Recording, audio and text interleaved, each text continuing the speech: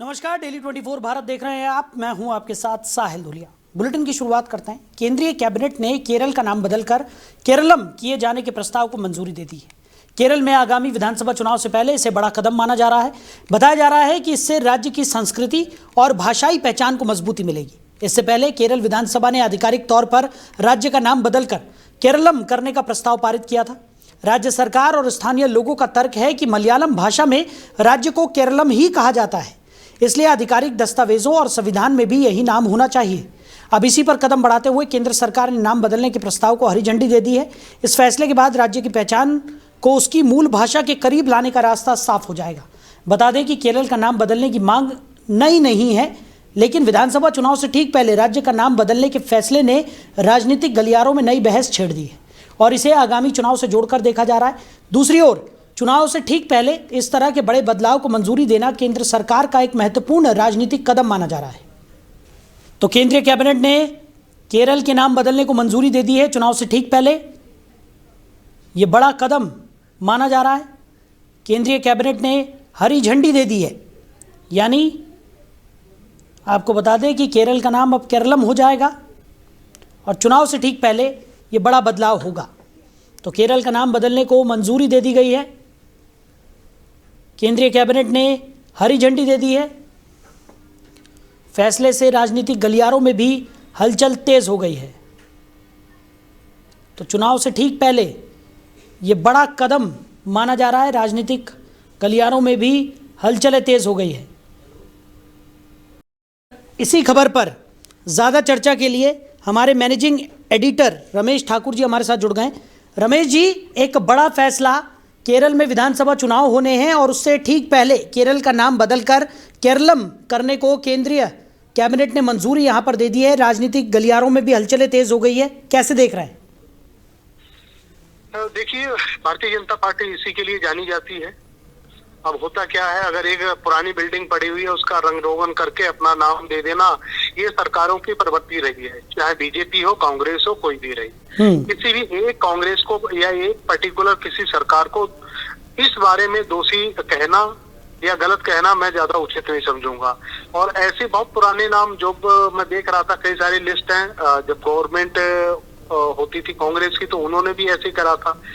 लेकिन बात यहाँ पे आ जाती है, जो केरल है, केरल की अगर शाब्दिक अर्थ आप निकालो तो उसका कुछ मतलब बहुत खूबसूरत सा निकलता है जी। क्योंकि ये जो शब्द है ना, ये स्थानीय पांडुलिपि और स्थानीय बोली, भाषा, संस्कृति से मेल खाता हुआ है।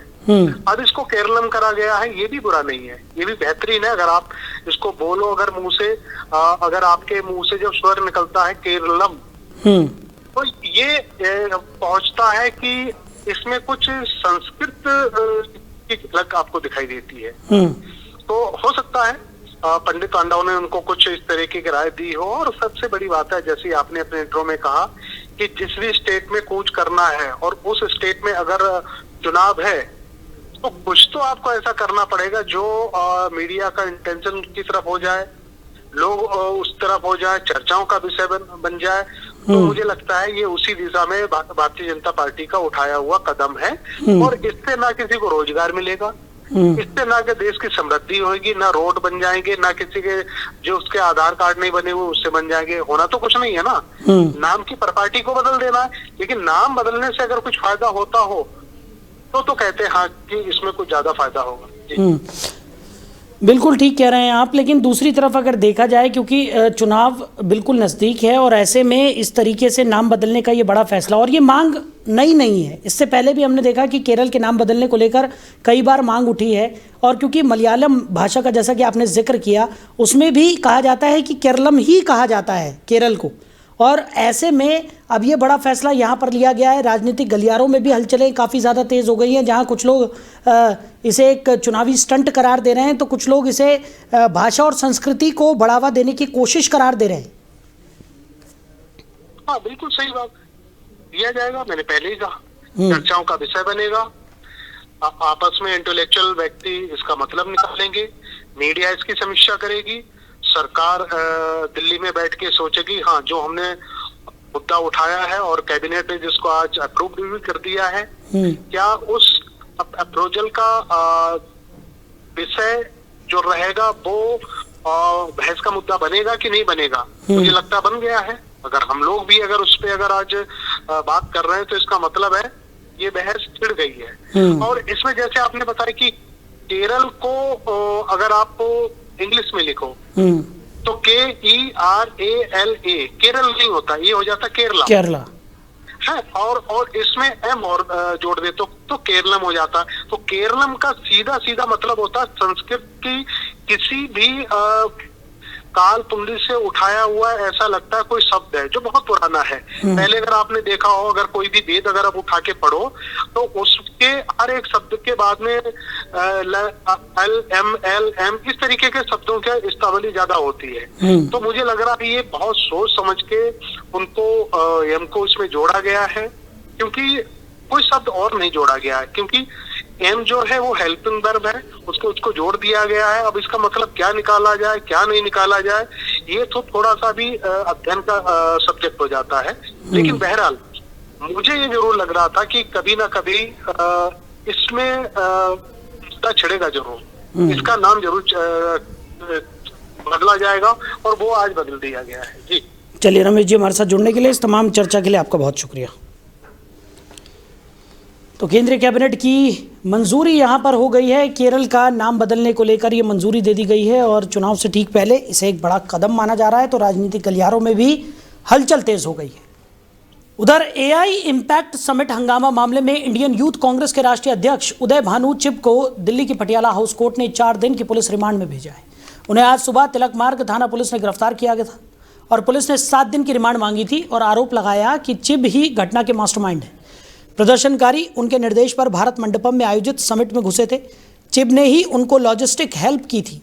इधर AI समिट मामले की जांच दिल्ली पुलिस की इंटरस्टेट क्राइम ब्रांच टीम को सौंपी गई। चिब की गिरफ्तारी पर कांग्रेस ने लिखा कि चिब की गिरफ्तारी असंवैधानिक और तानाशाह नरेंद्र मोदी की सनक का नतीजा है। राहुल ने लिखा कि कांग्रेस के बब्बर शेर साथियों पर गर्व, जिन्होंने कॉम्प्रोमाइज्ड PM के खिलाफ निडर होकर देश के हित में आवाज उठाई। तो उदय भानु चिब को 4 दिन की पुलिस कस्टडी में भेज दिया गया है। बड़ी खबर आपको बता रहे हैं, AI समिट प्रदर्शन से जुड़ा हुआ ये पूरा मामला है और पटियाला हाउस कोर्ट ने इस पूरे मामले को लेकर यह बड़ा फैसला सुनाया। उदय भानु चिब को 4 दिन की पुलिस कस्टडी में भेज दिया गया है। हालांकि पुलिस ने 7 दिन की पुलिस रिमांड मांगी थी, लेकिन कोर्ट की तरफ से 4 दिन की पुलिस कस्टडी यहाँ पर दी गई है। और जिस तरीके का ये पूरा मामला है उसको लेकर उदय भानु चिब को ही मास्टरमाइंड पुलिस की तरफ से माना जा रहा है। उधर एयरलाइन कंपनी स्पाइस जेट के बोइंग 737 प्लेन की दिल्ली में इमरजेंसी लैंडिंग हुई।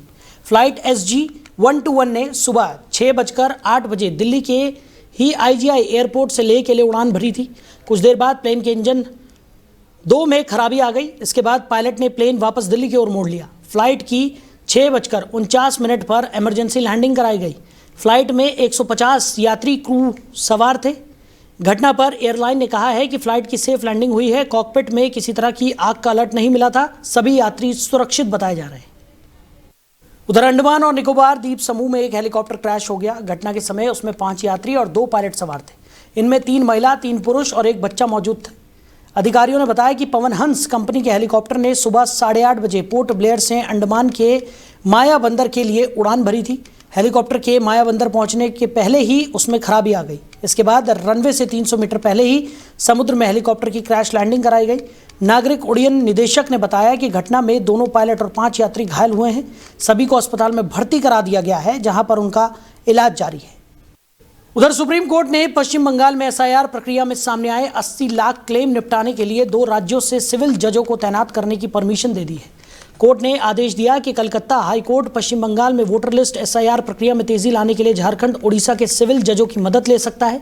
CJI Suryakant, justice Joy Mallya Bagchi और जस्टिस विपुल M पंचोली की बेंच ने चुनाव आयोग से कहा कि वो 28 फरवरी को बंगाल की फाइनल SIR लिस्ट पब्लिश कर सकता है।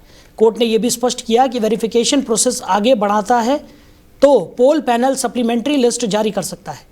इससे पहले 20 फरवरी को पश्चिम बंगाल सरकार और EC के बीच चल रही खींचतान से निराश होकर कोर्ट ने SIR प्रोसेस में पोल पैनल की मदद के लिए मौजूदा और पूर्व जिला जजों को तैनात करने का निर्देश जारी किया था। उधर ज्योतिष पीठ के शंकराचार्य स्वामी अवि मुक्तेश्वरानंद सरस्वती के खिलाफ यौन उत्पीड़न का मामला इलाहाबाद हाई कोर्ट पहुंचा। तो इलाहाबाद हाईकोर्ट में स्वामी अवि मुक्तेश्वरानंद ने अग्रिम जमानत याचिका दाखिल की है। इस याचिका पर जल्द सुनवाई हो सकती है। ये विवाद तब शुरू हुआ जब तुलसी पीठाधीश्वर स्वामी रामभद्राचार्य के शिष्य आशुतोष ब्रह्मचारी ने जिला अदालत में भारतीय नागरिक सुरक्षा संहिता की धारा 173(4) के तहत अर्जी दाखिल की थी। इस अर्जी में स्वामी अवि मुक्तेश्वरानंद पर गंभीर आरोप लगाए गए थे। मामले की गंभीरता को देखते हुए एडीजी ने झूसी पुलिस को तत्काल मुकदमा दर्ज कर विवेचना करने का कड़ा आदेश दिया था। उधर यूपी सैनिक स्कूल के पूर्व प्रधानाचार्य कर्नल राजेश राघव को शिक्षा क्षेत्र में दिए असाधारण योगदान को देखते हुए उनको विशिष्ट सेवा मेडल यानी कि वीएसएम से नवाजा गया है। कर्नल राघव ने 1996 में सेना शिक्षा कॉर्प्स में कमीशन हासिल किया था। देश के कई सैनिक स्कूलों में उन्होंने अपनी सेवाएं दी। शिक्षा कॉर्प्स में अधिकारी के तौर पर उन्होंने मिलिट्री स्कूल अजमेर, सैनिक स्कूल तिलैया, सैनिक स्कूल चित्तौड़गढ़ में सेवाएं दी। उनकी जहां भी तैनाती रही, शिक्षा का स्तर ऊंचा उठा। सैनिक स्कूल यूपी की उन्होंने काया ही कल्प कर दी थी। उनके नेतृत्व में कैप्टन मनोज कुमार पांडे यूपी सैनिक स्कूल का एडीए परीक्षा में पिछले 5 सालों से दबदबा है और कर्नल राघव ने सैनिक स्कूल गोरखपुर और झुंझुनू के सैनिक स्कूल की नींव भी रखी। उनके कार्यकाल में यूपी सैनिक स्कूल का 10वीं और 12वीं का परिणाम 100% रहा। 50 से अधिक कैडेट एनडीए में पहुंचे। ऐसी उपलब्धि किसी भी प्रधानाचार्य के लिए असाधारण कही जाएगी। अपनी उत्कृष्ट भूमिका के लिए वो राष्ट्रपति, उपराष्ट्रपति और प्रदेश के मुख्यमंत्री योगी आदित्यनाथ से प्रशंसा पा चुके हैं। इसलिए उनको फिर से यूपी सैनिक स्कूल लखनऊ के अभिभावकों की तरफ से बुलाने का अभियान छिड़ा हुआ है। उधर राजस्थान के डूंगरपुर जिले के आसपुर थाना क्षेत्र के पाडला जानी गांव में लेपर्ड की दस्तक ने ग्रामीणों में दहशत फैला दी है। एक लेपर्ड ने बाड़े में बंधे भेड़ों के बच्चों पर हमला कर दिया, जिसमें 23 भेड़ों के बच्चों की मौत हो गई जबकि 4 बच्चे घायल हो गए। इस घटना के बाद से ही इलाके के पशुपालकों में भारी रोष और डर का माहौल है। वन विभाग की ओर से पीड़ित पशुपालक को नियमानुसार उचित मुआवजा दिलाने का आश्वासन दिया गया है। फिलहाल टीम लेपर्ड की गतिविधियों पर नजर रख रही है ताकि भविष्य में ऐसी घटनाओं को रोका जा सके। गांव में लेपर्ड की दस्तक से ग्रामीण अब अपनी और अपने पशुओं की सुरक्षा को लेकर चिंतित है। ग्रामीणों ने वन विभाग से मांग की है कि लेपर्ड को जल्द से जल्द पकड़ा जाए ताकि वो भयमुक्त होकर अपना जीवन यापन कर सके। 73 ने हमला किया है और 23 भेड़ के बच्चे मरे हैं। आपको सूचना मिली, आप कब पहुंचे? जैसे ही मुझे सूचना मिली तो मेरा स्टाफ डूंगरपुर गया हुआ था। स्टाफ आते ही हम मौके पे पहुंचे हैं तो 18 तो लगभग डेथ ही हो चुकी है इनकी। तो 2-3 मतलब 4-5 और हैं जो घायल है। डॉक्टर साहब को बुलाया, ट्रीटमेंट वगैरह करवाते हैं और इनके लिए जितने में जो अपने नियमानुसार जो मुआवजा वगैरह है अपन इनको मुआवजा वगैरह दिलाएंगे। और यहाँ पे जो भी रह रहा है इनके लिए सतर्क रहने की हम बोल रहे हैं कि क्या पता वो 2-3 दिन आता ही है, मतलब तो कोई रहता है तो कोई जनहानि नहीं हो जाए, इसके लिए थोड़ा सभी को सतर्क रहना है। 73 ने हमला किया है और 23 भेड़ के बच्चे मरे हैं। आप उधर भीनमाल उपखंड कार्यालय के बाहर सेन समाज सहित सर्व समाज के लोगों ने उग्र विरोध प्रदर्शन किया। ये प्रदर्शन बीकानेर जिले के बज्जू क्षेत्र के रंजीतपुरा गांव में 12 वर्षीय नाबालिग छात्रा के साथ हुए दुष्कर्म और हत्या के मामले को लेकर किया गया। सेन समाज भीनमाल की ओर से एडीएम को मुख्यमंत्री के नाम ज्ञापन सौंपा गया, जिसमें सभी आरोपियों की शीघ्र गिरफ्तारी और उन्हें फांसी की सजा देने की मांग की गई। ज्ञापन में बताया गया कि 21 फरवरी 2026 को कक्षा 8वीं की छात्रा वसुंधरा सेन का कथित रूप से अपहरण कर दुष्कर्म किया गया और बाद में उसकी निर्मम हत्या कर शव को अर्धनग्न अवस्था में पास के जंगल में फेंक दिया गया। घटना के 3 दिन बाद भी केवल एक आरोपी की गिरफ्तारी होने से लोगों में भारी आक्रोश है। प्रदर्शनकारियों ने मांग की है कि शेष आरोपियों को तुरंत गिरफ्तार कर मामले की सुनवाई फास्ट ट्रैक कोर्ट में कराई जाए और दोषियों को कड़ी से कड़ी सजा दी जाए। रंजीतपुरा के पास एक गांव है बज्जू, वहाँ से सैन समाज की एक बालिका मात्र 12 वर्ष जिसकी आयु थी, वसुंधरा जिसका नाम था, वो अपना पेपर देने के लिए 8वीं कक्षा का पेपर देने के लिए घर से रवाना होती है। अपनी ढाणी से स्कूल के लिए रवाना होती है। बीच रास्ते में असामाजिक तत्वों द्वारा उसका अपहरण कर लिया जाता है, उसके साथ में यौन शोषण होता है और उसके बाद में उसकी निर्मम हत्या कर उसकी अर्धनग्न लाश को, बॉडी को जंगल में फेंक दिया जाता है। आज 3 दिन हो गए हैं। आज जो सुन रहे हैं कि 1-2 आरोपी की गिरफ्तारी हुई है। आरोपी की गिरफ्तारी होती है, अच्छी बात है। इसके साथ ही राज्य सरकार से उसके परिवार को आर्थिक सहायता देना, एक सदस्य को नौकरी देना और ऐसी घटनाओं की पुनरावृत्ति न हो, इस हेतु कठोर से कठोर कदम उठाए जाने जरूरी है। इसी मामले को लेकर भीनमाल सैन समाज व 36 कौम के सहयोग से हमने आज अतिरिक्त जिला कलेक्टर भीनमाल महोदय को ज्ञापन प्रेषित किया है, जो कि मुख्यमंत्री के नाम से भेजा गया है। वहीं भीम उपखंड क्षेत्र की सीमा पर सूरजपुरा नेशनल हाईवे पर चलती टेंपो में अचानक से भीषण आग लग गई। इंजन से धुआं निकलता देख चालक ने तुरंत सतर्कता दिखाते हुए वाहन को सड़क किनारे खड़ा किया और नीचे कूद गया, जिससे उसकी जान बच गई। कुछ ही पलों में आग ने विकराल रूप धारण कर लिया और टेंपो का अगला हिस्सा पूरी तरह जलकर खाक हो गया। सूचना मिलते ही गश्त कर रही पुलिस टीम और अन्य जवान मौके पर पहुंचे। पुलिस ने तत्परता दिखाते हुए यातायात को सुरक्षित दूरी पर रुकवाया और स्थिति को नियंत्रित किया। प्राथमिक जांच में आग लगने का कारण शॉर्ट सर्किट माना जा रहा है। चालक की सूझबूझ और त्वरित कार्रवाई से नेशनल हाईवे पर एक बड़ा हादसा टल गया। उधर देवगढ़ में राष्ट्रीय राजमार्ग 58 पर एक दर्दनाक सड़क हादसे में एक युवक की मौत हो गई, जबकि दूसरा गंभीर रूप से घायल हो गया। हादसा देवगढ़ के समीप आसन पुलिया के पास हुआ, जहां तेज रफ्तार बाइक अनियंत्रित होकर पुलिया की दीवार से टकरा गई और उछलकर नीचे पानी में जा गिरी। जानकारी के अनुसार दो युवक बाइक पर सवार होकर नेशनल हाईवे 58 से गुजर रहे थे। आसन पुलिया के पास अचानक बाइक का संतुलन बिगड़ गया। टक्कर इतनी जबरदस्त थी कि बाइक पुलिया के नीचे पानी में जा गिरी, जबकि दोनों युवक सड़क पर दूर जा गिरे। हादसे के बाद मौके पर चीख पुकार मच गई और राहगीरों की भारी भीड़ जमा हो गई। सूचना मिलते ही देवगढ़ पुलिस टीम मौके पर पहुंची और एम्बुलेंस की सहायता से दोनों घायलों को देवगढ़ सामुदायिक स्वास्थ्य केंद्र पहुंचाया। पुलिस ने मृतक के शव को अस्पताल की मोर्चरी में रखवाकर परिजनों को सूचना दी। उधर अलवर में बीकानेर जिले के रणजीतपुरा गांव में कक्षा 8 की बालिका के साथ हुए दुष्कर्म और निर्मम हत्या के विरोध में सैन्य समाज राजगढ़ के लोगों ने राष्ट्रीय नाई महासभा राजस्थान के प्रदेश मीडिया प्रभारी महावीर सेन के नेतृत्व में एसडीएम के निजी सहायक यशवंत सैनी को मुख्यमंत्री के नाम ज्ञापन सौंपा। महावीर सेन ने बताया कि बीकानेर जिले के वज्जू थाना क्षेत्र स्थित रणजीतपुरा गांव की 13 वर्षीय बालिका 21 फरवरी को 8वीं बोर्ड की परीक्षा देने घर से निकली थी और इसके बाद लापता हो गई। बाद में उसका शव मिला। आरोप है कि बालिका के साथ दुष्कर्म कर उसकी हत्या की गई। इस घटना से सैन्य समाज में गहरा आक्रोश है और पिछले करीब 3 दिनों से धरना प्रदर्शन भी जारी है। बीकानेर जिले के रणजीतपुरा गांव में कक्षा 8 की बालिका के साथ एक गरीब के द्वारा रेप कर हत्या कर दी गई। उसको लेकर राजगढ़ सैन समाज तहसील के समाज द्वारा बालिका के हत्यारों को कड़ी सजा व परिवार को न्याय व एक सरकारी नौकरी के आश्वासन हेतु सरकार को मुख्यमंत्री के नाम ज्ञापन दिया गया। वहीं राजधानी जयपुर में पुलिस की मुस्तैदी से एक संभावित बड़ी आपराधिक वारदात टल गई। पुलिस ने देर रात गुप्त सूचना के आधार पर कार्रवाई करते हुए 3 बदमाशों को हथियारों सहित गिरफ्तार कर लिया। आरोपियों के कब्जे से एक देसी कट्टा और 4 कारतूस बरामद किए गए हैं। पुलिस को सूचना मिली थी कि कुछ युवक हथियारों के साथ इलाके में घूम रहे हैं और किसी बड़ी वारदात को अंजाम देने की फिराक में है। सूचना मिलते ही विशेष टीम सक्रिय हुई और फिल्मी अंदाज में घेराबंदी कर तीनों संदिग्धों को धर दबोचा। तलाशी के दौरान अवैध हथियार और कारतूस बरामद होते ही उन्हें मौके पर ही गिरफ्तार कर लिया गया। उधर श्रीगंगानगर के सूरतगढ़ विधायक ने राजस्थान विधानसभा जयपुर में मांग संख्या 30, 22 और 45 पर चर्चा के दौरान प्रदेश और क्षेत्र की जनता से जुड़े अनेक गंभीर जनहित मुद्दों पर सरकार को घेरते हुए जवाबदेही की मांग की। उन्होंने योजनाओं के कमजोर क्रियान्वयन, अनुसूचित जनजाति अधिकारों की अनदेखी, शिक्षा व्यवस्था की चुनौतियों, पर्यावरण संकट, पेयजल समस्या और किसानों की परेशानियों पर सरकार की नीतियों पर सवाल उठाए। ने मात्र दिसंबर 2025 तक 501 व्यक्ति को लाभान्वित किया। रिजल्ट क्या है? लक्ष्य का 12%।